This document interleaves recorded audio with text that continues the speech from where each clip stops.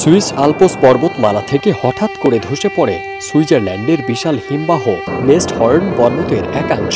মাত্র কয়েক মিনিটে নেমে আসে প্রায় ৯০ লাখ ঘনমিটার বরফ, কাদামাটি ও পাথরের ঢল। চাপা পড়ে যায় সুইজারল্যান্ডের গ্রাম ব্লাটেন,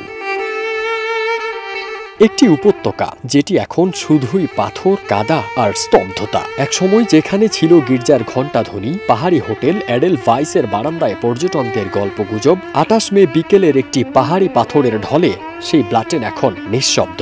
বরফ ও পাথরের নিচে চাপা পড়ে নিখোঁজ হয়ে গেছে একটি শতবর্ষী গ্রাম।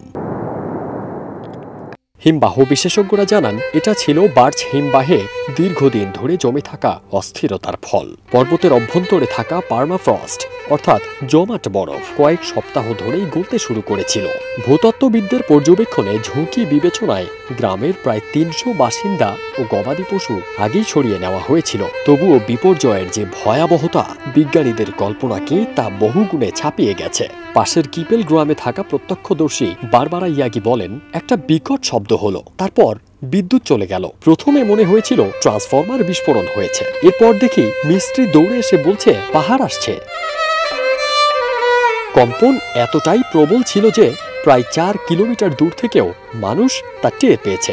উপত্যকার ওপরে ধুলোর স্তর ঢেকে দেয় বিকেলের আলো। এদিকে গ্রামের প্রতীক হয়ে ওঠা হোটেল এডেল ভাইস গুঁড়িয়ে গেছে। কেবল ছাদটুকু মাটির উপর দেখা যাচ্ছে, গির্জার চূড়াও আর দেখা যায় না। এক স্থানীয় নারী বলেন, এটা শুধু ঘরবাড়ি না, এটা ছিল আমাদের শেকড়, স্মৃতি, আত্মপরিচয়। আমরা সব কিছু হারিয়েছি। ধসে পড়া ধ্বংসাবশেষ পাশের লঞ্জা নদীর স্বাভাবিক প্রবাহ আটকে দেয়ায় নতুন করে বন্যার শঙ্কা দেখা দিয়েছে। প্রাণহানির ঘটনা ঘটেনি বললেই চলে, তবে একজন ৬৪ বছর বয়সী পুরুষ এখনও নিখোঁজ রয়েছেন। তার সন্ধানে অভিযান চলছে। স্থানীয় প্রশাসনের এক মুখপাত্র বলেন, আমরা আগে ভাগেই মানুষজনকে সরিয়ে ফেলতে পেরেছিলাম বলে প্রাণহানি হয়নি, কিন্তু যেটা আমরা পারিনি তা হলো গ্রামটিকে বাঁচানো। ঝুঁকির মানচিত্র, স্যাটেলাইট নজরদারি, শতবর্ষী হিসাব থাকা সত্ত্বেও একটি সম্পূর্ণ গ্রাম এক ঝটকায় নিশ্চিহ্ন হয়ে গেল। ধসের পরদিন ছিল অ্যাসেনশন ডে। পাশের হুইলার গ্রামে আয়োজন করা হয় এক বিশেষ প্রার্থনার। এক বৃদ্ধ সেখানে বলেন, আমরা কাঁদতে পারি, কিন্তু চিরকাল কাঁদতে পারি না। ঈশ্বর যেন শক্তি দেন আবার নতুন করে শুরু করার। ফারদিন সানি, দেশ রূপান্তর।